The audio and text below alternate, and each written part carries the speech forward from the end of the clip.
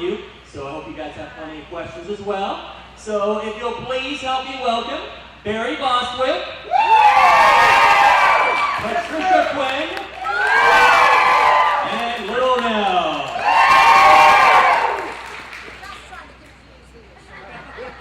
All right, guys. So right here, the microphones. We're going to go ahead and use those.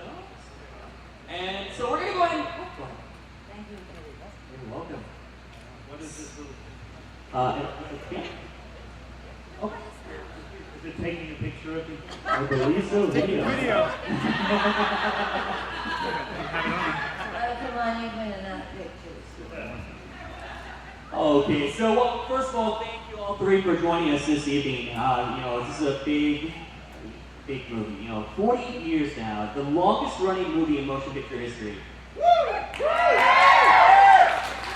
Would you have ever imagined all those years ago that 40 years later it would still be playing in theaters? And that's a record that no other movie's ever going to achieve that. I'm sorry, I don't understand that. How could this be the longest playing movie? Because we've never stopped showing. Oh, I see. I mean, so I mean, like Casablanca, even though that was made before, it just didn't play every week. Yes. Oh, For 40 years. Yep, for 40 years now. It was never taken out of the Fox catalog. It's still to this day in circulation. So now what are we going to do about that? another 40 years. It's amazing. Because the audiences actually do get younger and younger still. We have now. As we do, yes. So, yeah, we're on, what, the third generation, would you say, of rock and roll fans? Yeah. Well, let's go begin with how obviously, Patricia and little Nell, you actually, the original production. What was it? Sorry about that. Okay, what was it? Cutting it out.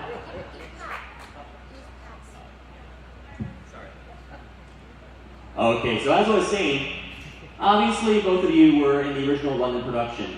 Now, when it comes to transitioning into a motion picture, some people might assume that, automatically the first people you go to are the people who are in the original, stage productions.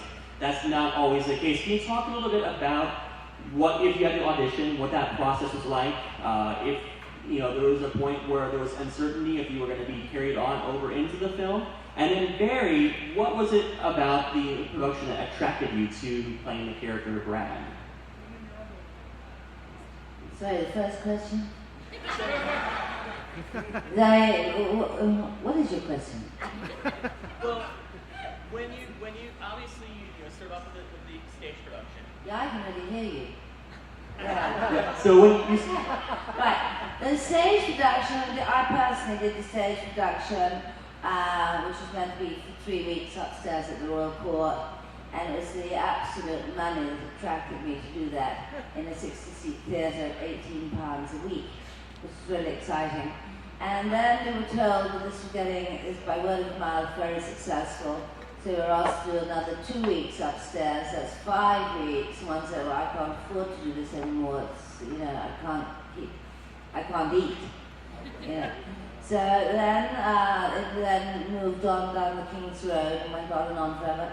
So 2 years later, due to Lou Adler and 20th Century Fox, they came and Michael White and had a lunch meeting with me to tell me that they were going to make the movie and if I would like to be in it. Was that the question? Yeah. Okay. The answer was no. Anyway, thank goodness I changed my mind. And as Richard O'Brien says, always say no after lunch, Pat, not during. Get it? Yeah, well, that's it. Here you are.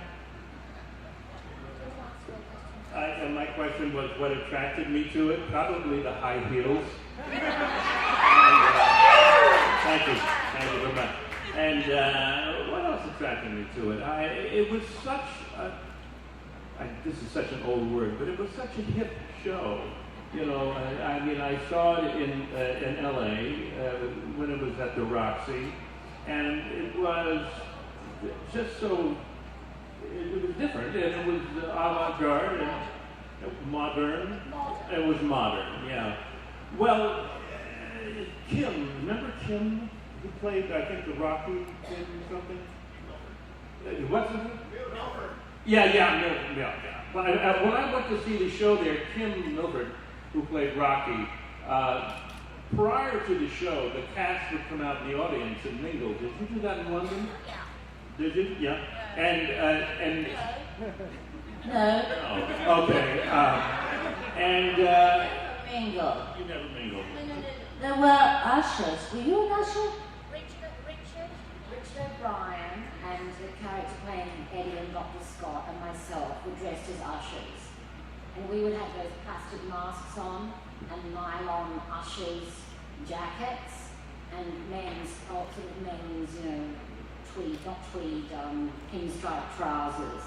And we would just lurk menacingly around.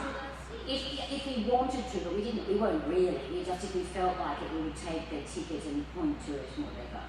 And I had two unfortunate incidents doing that.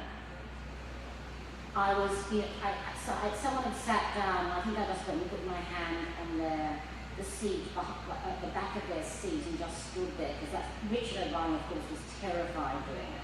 That's when they first invented, those clear masks, but they really are rather frightening. You can't tell what sex somebody is underneath it. And I put my hand behind and just sort of stood there like this. Anyway, the guy got my arm and gave me a Chinese burn like you can't believe. And at the end of the show, they saw where he was. I remember I had to do some double back like this. And at the end of the show, the management brought him back to see if I wanted to press charges. Who was it? I don't know, it was a stranger. And I was actually telling my mother about this week. And I didn't press charges. I think I would now. Can you believe someone would do that? And also, darling, look at the wrists. Quite obviously not a male. And I hadn't, anyway, that was one person. And another person, I know you're getting a bit too much information here about being the ushers in the beginning. Another person, again, I was just staring at, and I think men particularly hated that. And so he just looked at me, and then he grabbed my mask and pulled my mask off, and my Columbia makeup was even much thicker for the stage show than it was in the film. I had sort of white pancake on, and he pulled my mask off with such ferocity that all the white makeup was dragged from here. And suddenly I was exposed as, because I felt so exposed. Suddenly my Columbia character was there for everyone to see when I was supposed to be another character. I just thought I'd share that with you guys. Moving swiftly on. Carry on. So I went to see the show. And the cast members, some of them were coming out into the audience, and Kim Milford was one of them. And all of a sudden, I felt something underneath the table, and somebody was sucking on my toes. No, that's the truth. And it was Kim Milford. And I thought I said, I want to be in this movie. What were you wearing on your feet that you could have your toes sucked? Well, he took my shoes off me. Yes. It was what? I wouldn't want flip-flops to the theatre. That's unacceptable. A nightclub. No, I mean, it was suggestion. So, so that's why. Okay, and I had nothing else to say. How much were you encouraged to keep true to the original stage interpretations, and how much, especially both Nell and Patricia, how much were you encouraged to maybe go a little bit more out there than what you had previously done on stage, and how much were you encouraged to sort of expand beyond what had come before, or sort of stay true to the character area? I can't really answer. I didn't know how to answer that because the film was such an extraordinary thing.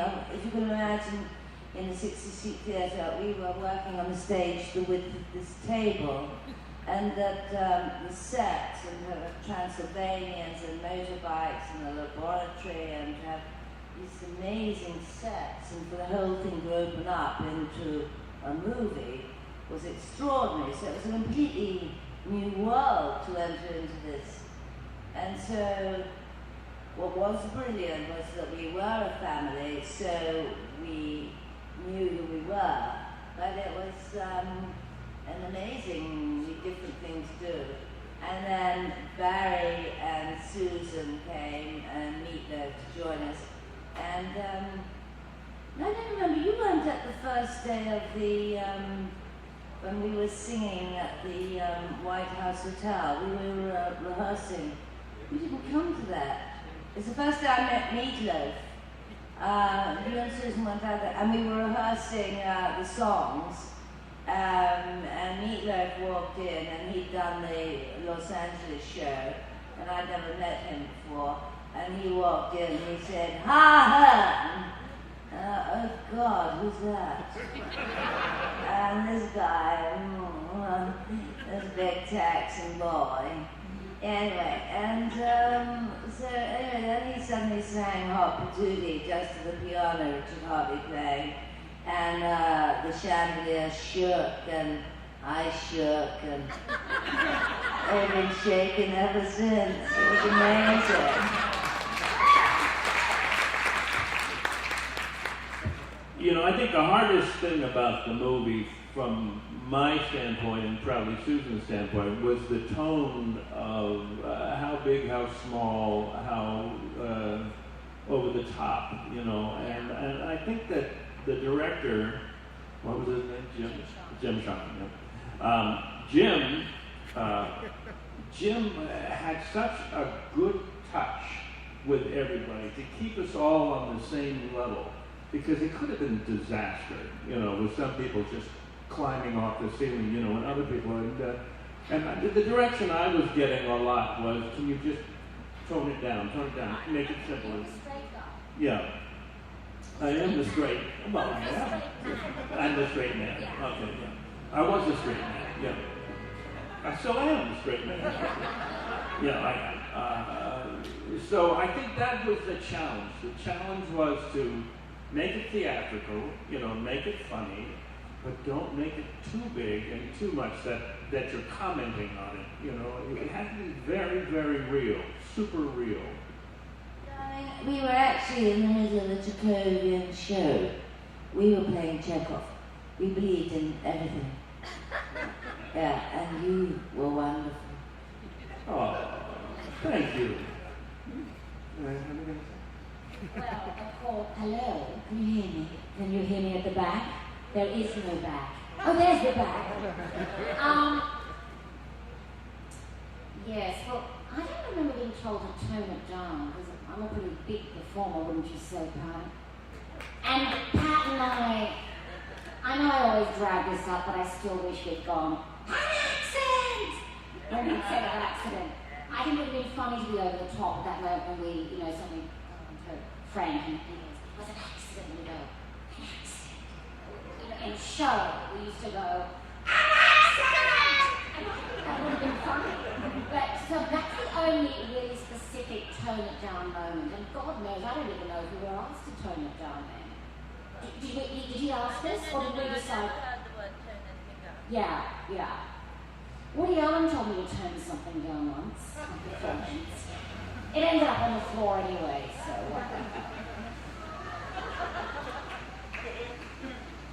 So my next question is. Well, hold one second. What did Woody Allen say?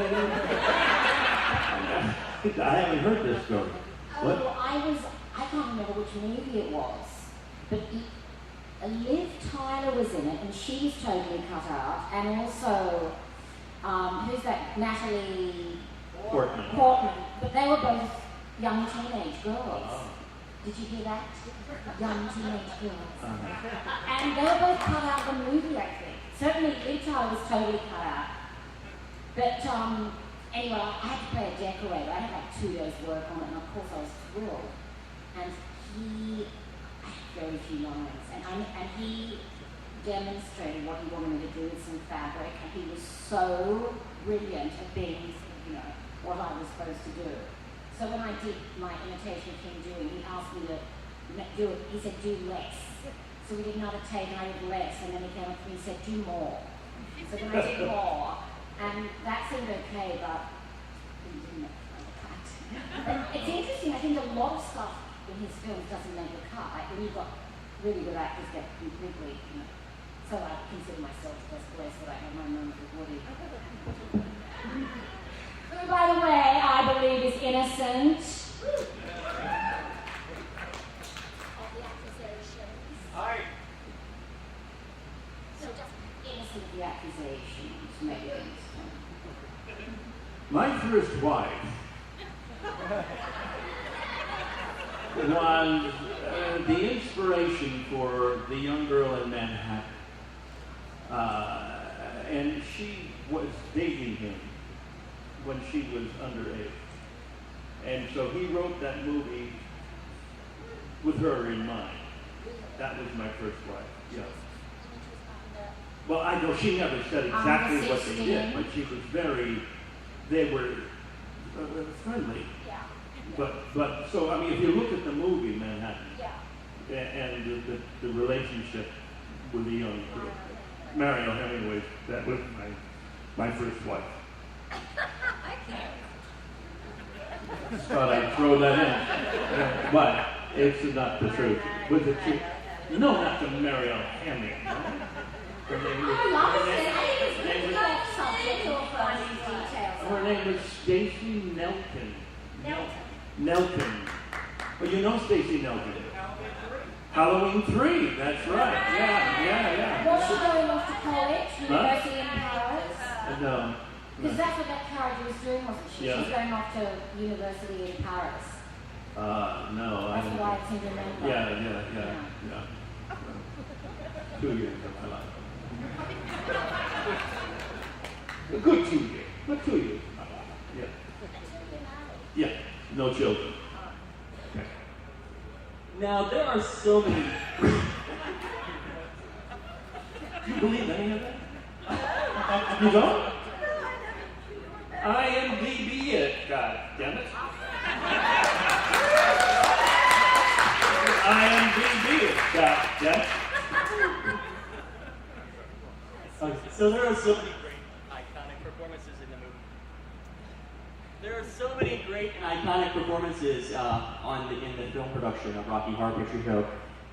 Tim Curry, such an iconic creation he has with Frankenfurter. And, to have created that role on stage as well too, with both of you. What was it like working with him, both on the stage production and then on screen as well too with you, Barry? And same thing goes with Susan Sarandon and her take on when she was cast in the movie, and also Meatloaf as well too, of course, in the Los Angeles production. What was it like working with the three of them on this movie? Sorry, the three of whom? Oh, I'm a bit slow this evening. Sorry.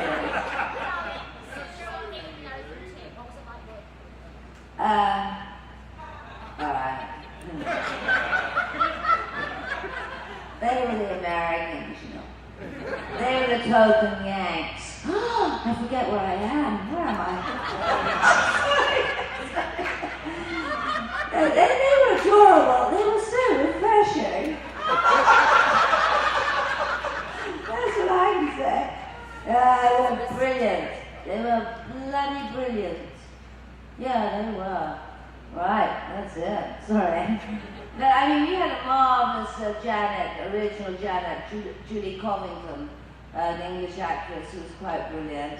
But she went off to play Vanessa Redgrave's handmaiden in Shakespeare's Cleopatra at the Globe Theatre when it was just a tent.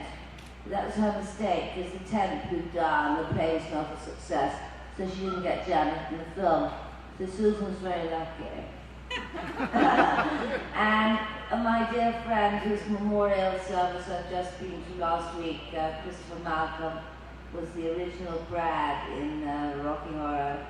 But Jim Sharman said that 20th Century insisted that they wanted some American actors in it, and you'd done Grease, hadn't you? Yeah. Yes. And I didn't know how known these American actors were. Were you very well known then?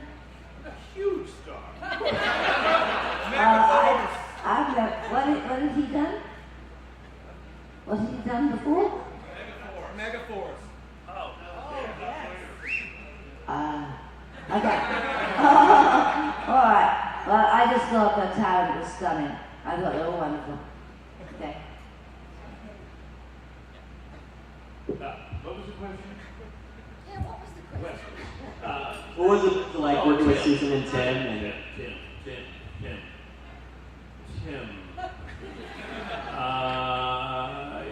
Tim was very focused, wasn't he?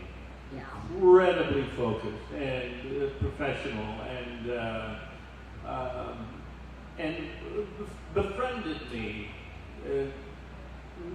really more than a lot of the others there, Boring. and he was very supportive and very nice and very lovely to me. And I was a bit of a fish out of water there. It was my first trip to Europe, in fact, and I was a child. Very similar to the character. I was very much like the character. Yeah. Was I? Yeah, what? I'm sorry. So I did have to say, it was a very hard shoot, Rocky Horror. And if I remember right, it was in 8 weeks. Did we make the movie in 8 weeks? So we made a musical in 8 weeks. There was no time on earth to have a second to be friendly or make friendships or whatever, because everyone went home at the end of every day absolutely knackered, starting the next day. So yeah, so it was totally focused, and Tim Curry in particular in the chair, in the makeup chair for hours, and what he had to do was extraordinary. And I saw a shadow cast in Atlanta, Georgia, and they were totally fantastic, the work they did. And I suddenly watched this guy playing Tim and kicking his heels up and doing his stuff, and he was so brilliant. And I thought, good God, did Tim Curry actually dance like that and actually do that? I was astonished by it. I'd taken it as a normal thing. I hadn't realized, as O'Brien said, what happened with Tim over the years on the stage, that the monster grew and grew. So by the time Tim had done London, Los Angeles, New York, where it was a failure, sadly, on stage, and then got to the movie, Tim Curry was Frankenfurter. It was brilliant.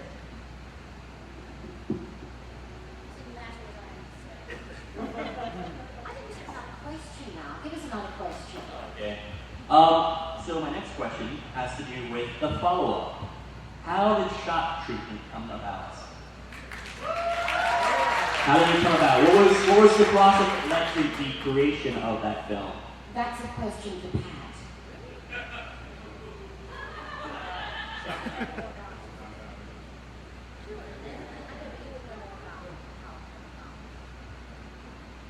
Oh, sorry, how I came about.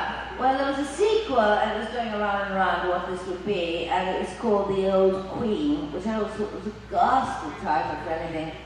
And anyway, so this old queen person was meant to be Frank. Janet was pregnant with Frank's baby.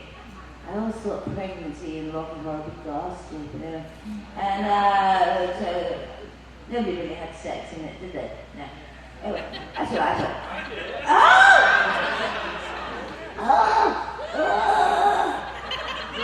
Shadowed. Anyway, so Frank comes back to Denton, and Janet's having a little Frank, and something ghastly like that. And then I said to Richard O'Brien at a very public meeting, where I think the first videotape had come out of Rock and Roll or something, and I said, am I going to be in The Old Queen? He went, shh. I said, yeah, because I read, actually, that you killed Magenta in a magazine. Some story being written that Magenta had gone back to Transylvania and somebody bumped her off. And I thought, no, that's not true. Nobody bumped me off. I got back there. We all know the plot. I did go back with him, didn't I? So they can't kill me. And I want to be in the Old Queen, don't you think? Anyway, that never got made, sadly. And instead we made Shock Treatment, which now I think is rather bloody marvellous. It's a bit of a sleeper, but I think the sooner they put that on the stage, the better. What do you guys think of Shock Treatment? How did you enjoy it? Yeah. I think I've said this before, but I think the songs are great, and it's great having the Rocky Horror people in it, but most of them, the rest of the casting is not great. Would you agree with that? And that girl who starred in it, whose name escapes me, Jessica Harper, yeah, she was the big mistake. Because that film is all, I'm sure she'd agree with Shut me. my mouth and strap me down. Well, funny enough, look, to bring his name up yet again, I think the reason she was cast is she just starred in a Woody Allen film, and I think that impressed Jim Sharman. She was in Phantom of the Paradise. She was amazing. And Phantom of the Paradise showed with Rocky Horror in London. And that Jessica Harper, I said to her, I wish I could sing like you. Because her parents were jazz singers, I think, her mother or something. She had a great voice. Anyway, She didn't have it. Would you agree, guys? You see, you've got to have someone carry a film, and she had to carry that film. You had Tim carry Rocky Horror. If Tim had been a dud, the film would never have been the hit it is. And I think if the person had star quality, and sadly, she didn't. And I think that's one of the reasons the show did not kick off in the same way. Obviously nothing is going to be a hit the way Rocky Horror was. And I don't mean to insult her, but I just do think that sadly she was miscast in the role. and I think that's fascinating because I never thought about that. I never thought about Jessica actually. Because that song, Little Black Dress, is fabulous, isn't it? Yeah. Anyway, enough said. And Another one, Barry. As a surprise guest, Jessica, come in. Okay, I think we have some time to open up for some audience questions. Anyone have one right there? First off, Patricia, Little Nell, and Barry, I want to thank y'all for creating a cinematic masterpiece that brought me and my wife together. It was actually a Rocky Horror Picture Show party that we met at. And I want to thank y'all for that and what you created, the genre, and everybody here is here to see y'all. I'd like to give applause for that. My question is for Mr. Bostwick. You did FDR, American Badass, and my wife absolutely wants me to ask, does the CAC still work? Yeah. Oh yeah, CAC's working. Yeah, CAC is working.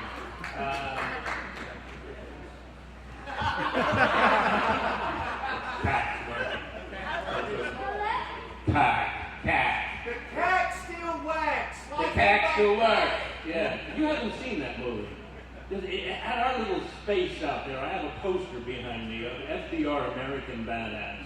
It's a film I made about a year and a half, 2 years ago or something, and I played FDR, and it is hysterical. Yeah. I mean, it's really a fun movie. Werewolves cause polio. Yeah, werewolves cause polio. Yeah. My favorite line from the movie is somebody says, "Shut the fuck up, Einstein." Yeah. Shut the fuck up, Einstein. I don't know about werewolves and polio, but when I was in Perth, Australia, the koala bears had chlamydia.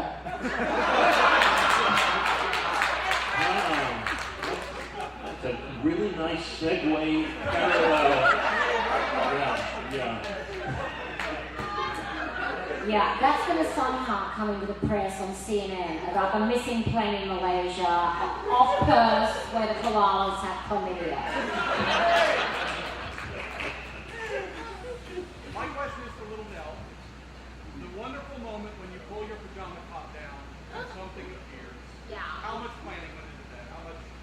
How did that come out? You're going to have to believe me, you're going to have to trust me, big boy. It was 100% accident. Unbelievable but true. Liar. I don't even remember being aware that they'd put that rip, because it was such a sort of silly fake rip. You know, it was like cut, so you didn't even see it when I put the pajamas on. And it was a complete, just like when my top comes down and, you know, singing the swing, which is yeah. she can't bear it if I get any attention. My darling Nell is wonderful. She's always been a flasher. And I always used to show my breasts. But those two instances, the reason they're famous is because they were accidental. There's one thing me wearing a topless outfit to a party. There's another fact that, you know, I wore something I wasn't aware that the swing costume kept slipping down. And in that instance, when I was like that, because that was my big moment in the Rocky Horror. That's when I had more than 6 consecutive words. And I was, you know, practicing behind the scenes. I put so much into it. I was beside myself with nerves. But And I had to darling, come if down. you remember, you and I sat in a little caravan That's right. over a tiny little heater of And frozen. I had you be my acting And you coach. asked me, yes you did. I It was so sweet. Yeah, I had And her it's just training brilliant because because she was brilliant when she said, all you do is cut. You know, the way she did. And it was extraordinary. She was like, what? And then pulling down the top and nipples. the last thing I was thinking about was the gym jams, okay? Another question? You actually stole my shock treatment question, but Sorry. I have a question for Barry. You and Susan, was that a shock reaction to Frankenfurter when he pulls the robe off? Had you seen him in costume before that moment? Or did you go for a shock, real reaction to that? Yeah, I'd seen it. Live? No, I didn't know what he was, what she was. I had no idea what I was looking at. I couldn't take my eyes off Susan, actually. Susan was, she was gorgeous. She was just, you know, beautiful. That still is. Yeah. Brainy and gorgeous. You're absolutely right. Yes, sir. This is for all y'all. What scene? Is that so? What scene had the most cuts? And what was the hardest scene of that whole movie? Oh, would it have been Eddie on the motorbike going around? Something with the Transylvanians, perhaps? Because you know when the motorbike goes around, you know, the guy fell off, the stunt guy fell off at one point, and it wasn't funny at the time, Trash. What do you think? Personally, I think the time warp, because the time warp was a massive scene to do. And looking back at it, I'm amazed watching Rocky Horror over again that the time warp was so wonderfully covered by camera and in so many positions with so much going on. And it's an exhausting dance. I know you've all done it, but you know what I mean? Because I was just at home recently in Northern Ireland where I'm trying to get a statue erected to myself. I'm working very hard on that. So then I went on the BBC and they said, you know, Miss Quinn, I would like you now, would you do the time warp for us? I said, I'm frightfully sorry, but I don't do that. And they said, what? And I thought, well, I've got the wrong shoes on. And it's such hard work, the time warp. I said, no, everyone else can do it. And they said, well, actually, Miss Quinn, would you like to come to the studio? Because we've set up something for you. So they were putting in the newsroom with my picture all around the walls. They were putting in disco lights screwing into the floors, cameras all set up for the time warp.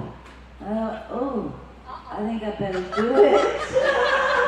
Oh! And they said, the newsreader said to me, so Pat, could you instruct us how to do this dance? This is how they set up.